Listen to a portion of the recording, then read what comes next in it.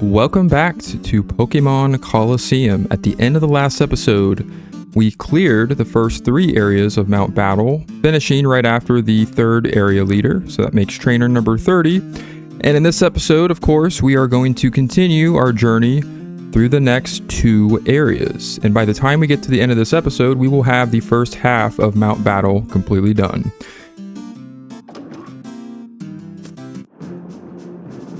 Time to get things started with the very first trainer of Area 4.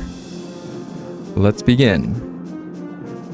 So as we begin Area 4 of Mount Battle, you can see that the environment has changed quite a bit. As you progress throughout the mountain, you will actually witness the landscape around you change pretty significantly. A nice little detail that I actually really like. So we have, of course, several more battles that we are going to be participating in this episode. And I want to kind of take some time to kind of talk about some off-topic conversations that I would like to kind of share in this video, since again, we are not progressing with the main story at all whatsoever. And these battles can get a little repetitive, especially once you get to this point in Mount Battle. I mean, we're not even really halfway through it. So, you know, it's always nice to be able to kind of, think about or talk about some stuff that's been on my mind or just some things that I've been doing here recently. For example, some of the games that I have been playing. I wanted to kind of talk about this. I feel like this is an episode that's very...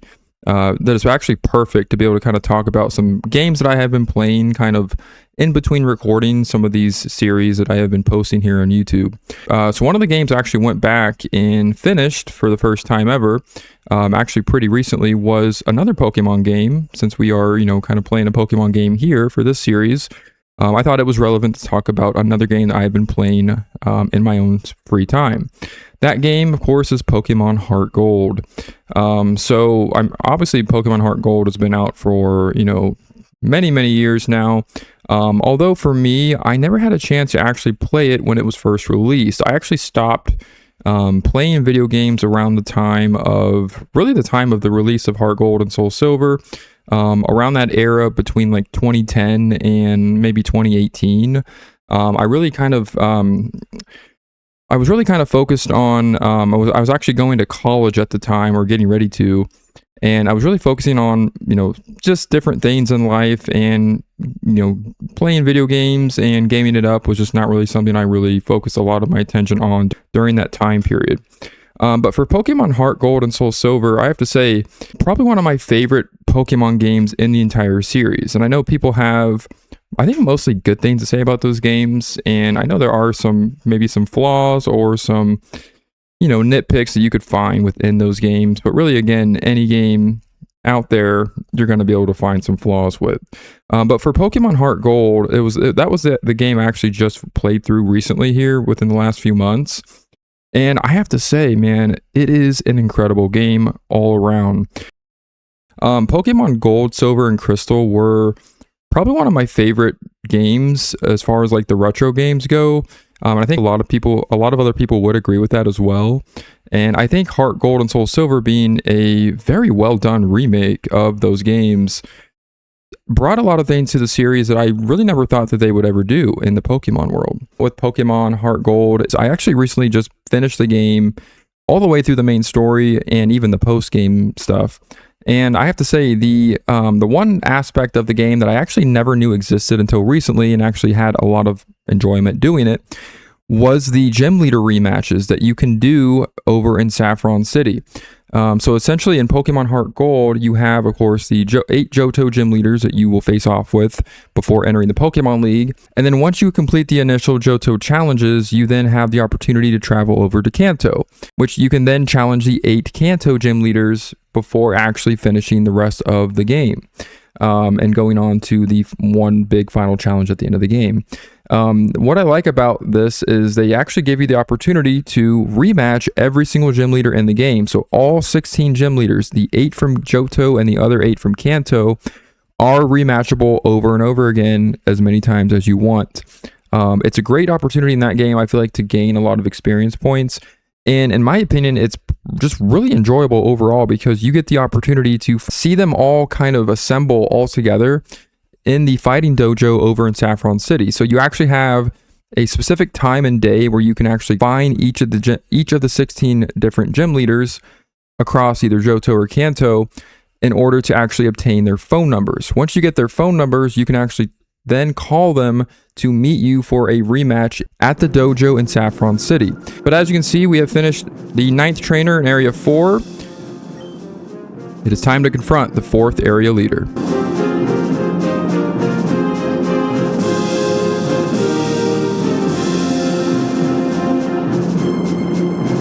Anchoring Area 4 is me, Trench. Go, go, go.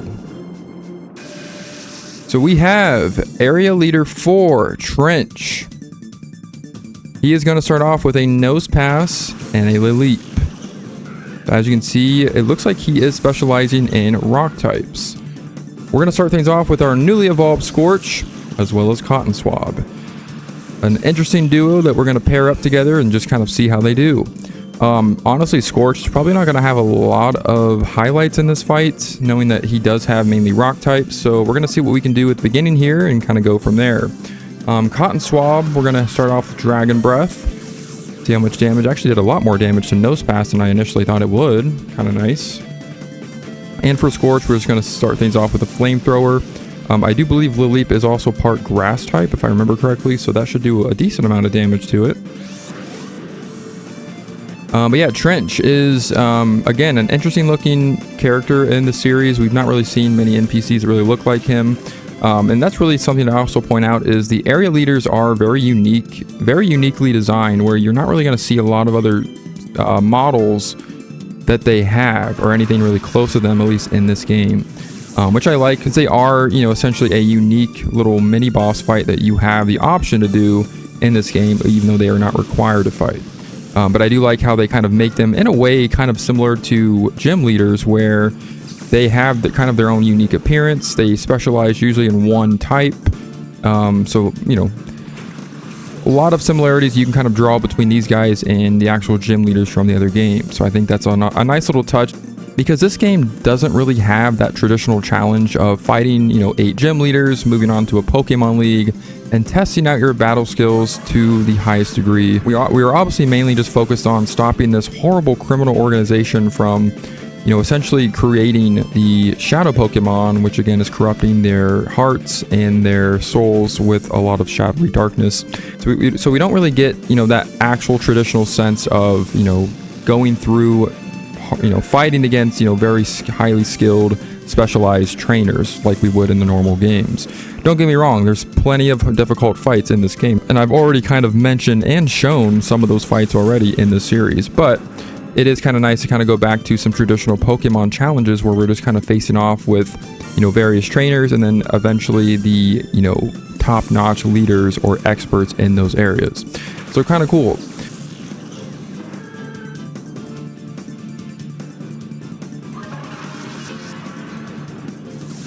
But yeah, as you can see, we are kind of making fine work of him.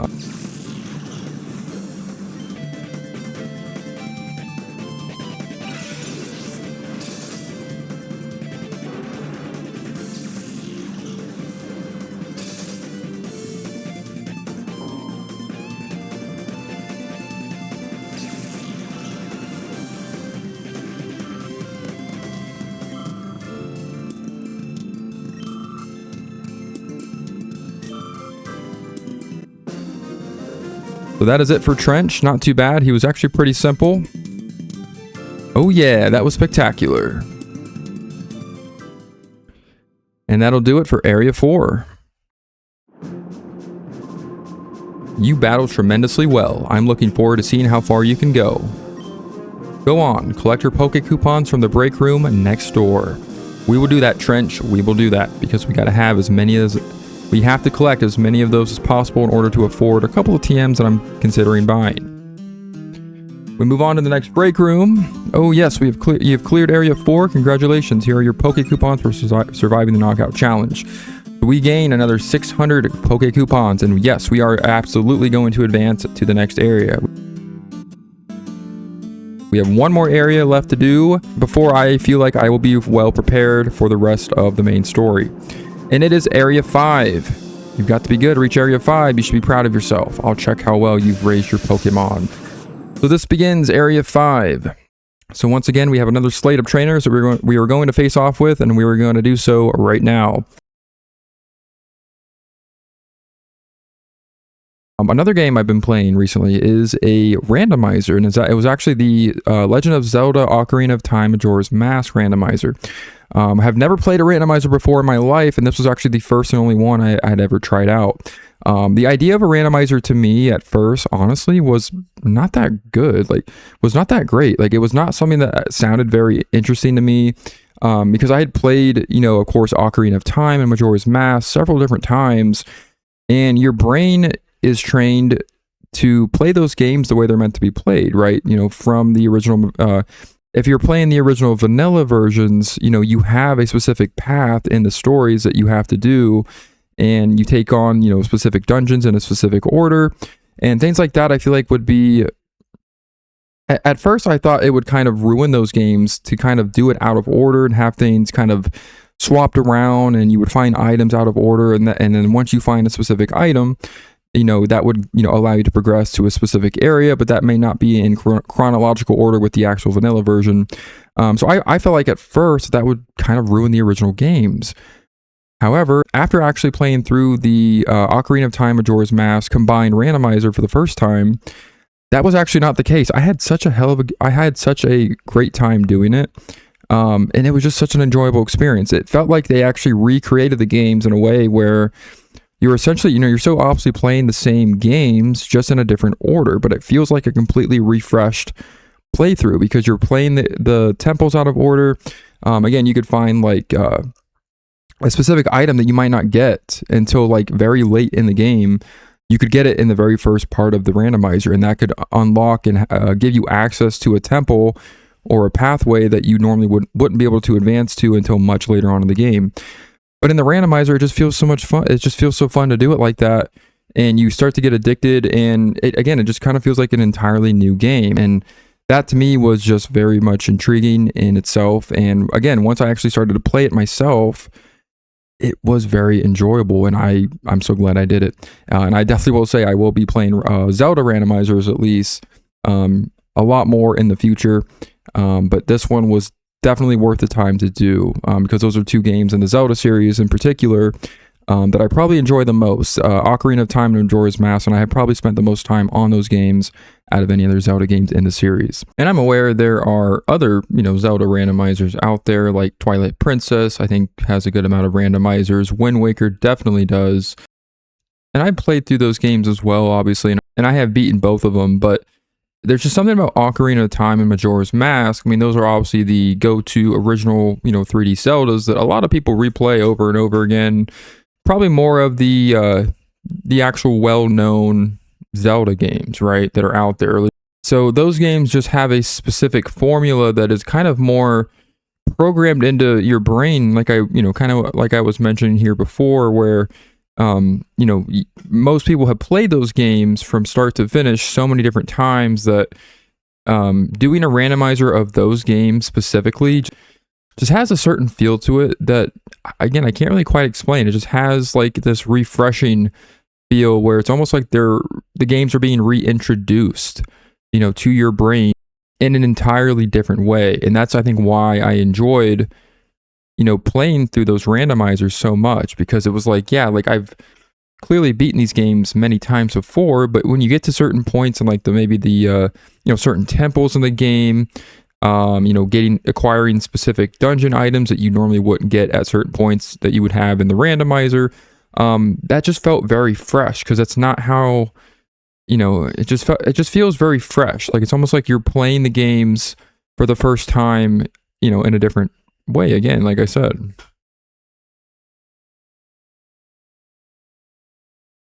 And I think that can be, kind of the beauty of randomizers. And I haven't really talked about or played any randomizers on this channel, at this point, but I would definitely consider doing it. I've only done the one so far, but I know it was, a pretty big hype here on YouTube over the last, maybe 4 or 5 years. Maybe it's died off a little bit by now, where it's really not as popular, but I would still be absolutely willing to, maybe give that a shot and actually have that on my channel as well, because I think that it would actually be fun to record myself playing through that, maybe even that same randomizer or another randomizer. Probably more specifically with Zelda. I don't know if I could handle any other game that would be. I don't know if the other games would be as fun to complete in a randomizer setting than the 3D Zeldas. I think those would be kind of the more. They're obviously the more enjoyable because they just have a specific pattern to them that your brain is kind of used to the one original vanilla formula. So kind of switching it up and having different items set in different locations, being able to play the temples really in a completely different order than you're normally able to play them in. I don't know, just for me personally, I think the Zelda randomizers would be kind of the ones that I would stick with the most. But I would, I guess, be willing to at least try a few other ones that are outside of Zelda. But yeah, like I said, it's just a very enjoyable time. I highly recommend anybody out there to play really any Zelda randomizer. I think they even have like a Link to the Past. Like it goes all the way back to like the SNES games as well. So yeah, I definitely highly recommend it. And I'm very much, again, glad that I did it. And I think that it also just kind of goes to show that if you're willing to try something new, even if you don't really think it's going to be good, like I didn't think it was going to be fun at all to do that, it can completely change your mind just by actually doing it and giving something new a shot. So nice little learning opportunity, I guess. If you take away anything from this video of all these battles we're doing here, it is to figure out, it is to actually discover that yes, you can enjoy things if you try them for the first time. So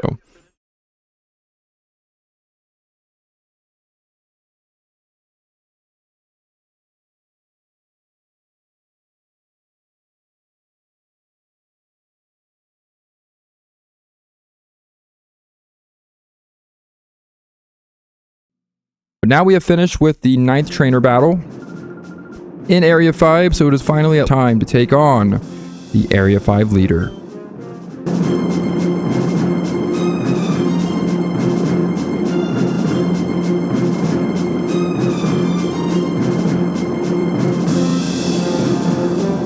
Area 5, the last in Mount Battle's first half, ends here. The closer is me, Zenton.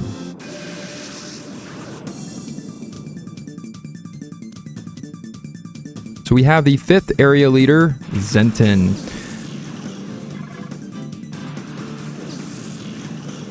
As you can see, he is starting off with a Beautifly and a Swellow. Our boy Zenton here specializes in the flying type. So we have come prepared for this fight like no other. We are starting off with, of course, Flashlight and Marcia. Flashlight, of course, is going to be super effective against all of his Pokemon in his team. And Marcia is essentially going to be out on the field to essentially support Flashlight and take a few hits. Our static ability is already coming in clutch. We were able to paralyze Swellow right off the bat there. Of course, any direct attacks that are directed towards Flashlight will cause the foe to actually be paralyzed due to its static ability, of course. So very nice.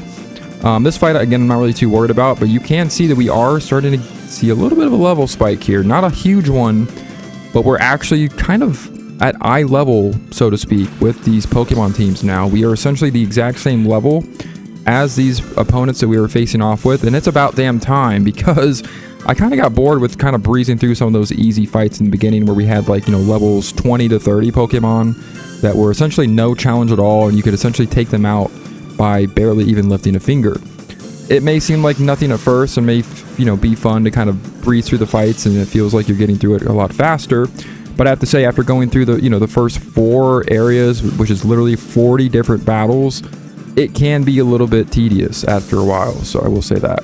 But this guy is, again, pretty simple. As long as you are close to level 40, he is probably not going to give you any trouble at all. Kind of like we are here. Flashlight grew to level 40 there. Very nice. We are still growing our Pokemon out, and we are advancing as much as we can. I think this is a much better level. We're definitely at a much better. We're definitely in a much better place now to be able to handle at least most of the rest of the main story, especially the part coming up next. Because, like I said, once we do enter the Shadow Pokemon Lab, we're pretty much going to be seeing Pokemon at this level that we're seeing now with Zenton's team or higher. And we have more Shadow Pokemon to catch coming up very soon, and they are also going to be just as strong, if not stronger. So what better way to come prepared than to level up our Pokemon in Mount Battle, which is why I decided to come back here, of course. And as you can see, it has done wonders for my Pokemon team. Lost Marcia there, very sad. But yeah, everybody's pretty much close to level 40, if not, you know, maybe a couple levels away from it. We even got Scorch to evolve and to level up quite a bit. So, you know, I think it was definitely worthwhile to come back here and do this. This has definitely been a benefit to my team. And I think it's going to help me progress a lot easier throughout the main story. Now, I do want to point out, I am not going to try to get too overpowered by the end of the main story, but I think we definitely will return here before we actually finish the final fight in this game, just so we can, you know, get leveled up enough to get, you know, kind of come prepared for that, because we have a lot of challenging fights still left in this game within the main story, so it's not even close to being over yet when it comes to that. Alright, hopefully we're going to finish this fight off very soon. Looks like Scorch is just a little bit of an inch away from a level up there. Kind of get evened out with the rest of the team there. Very nice. Yeah, Pelipper did not stand a lick of a chance with Ampharos out there in the field. There's Scorch's level up, level 40. Very awesome. Its defense is rising quite a bit. It is going to be a little bit more of a threat to some other teams. But overall, it still is my weakest link just because of how many weaknesses it has. But we're not going to let that get in the way. We have defeated Area 5 leader Zenton once and for all. Yeah, great job.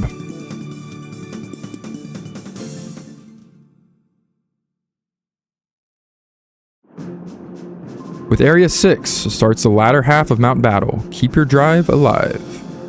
Don't forget to pick up your Poke Coupons in the break room. You couldn't have said sweeter words to me, my guy. Just saying. You really know how to make me feel good about those Poke Coupons. So yes, we've cleared Area 5. We have officially progressed halfway now through Mount Battle. We get another 800 Poke Coupons. As you can see, yes, they are increasing in amount of coupons throughout each area that we clear. So we're going to say no as far as advancing through Mount Battle. So he's going to basically let us know that we can teleport back to where we left off once we come back to Mount Battle and want to resume the challenge. Again, just keep in mind, if you do that, you will not be able to earn the Earth Ribbon. Just keep that in mind.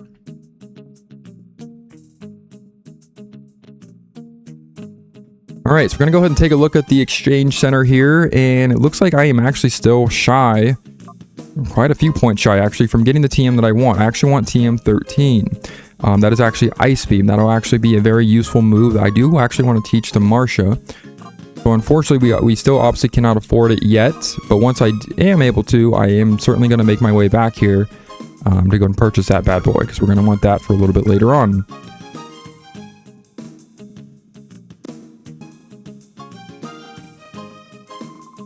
Just wanted to talk to this guy again because once again he does give us the hint that the Shadow Pokemon Lab is waiting for us out there in the middle of the desert.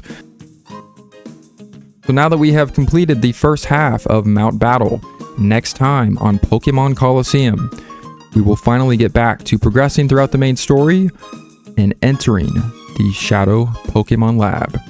Until then, I will see you later.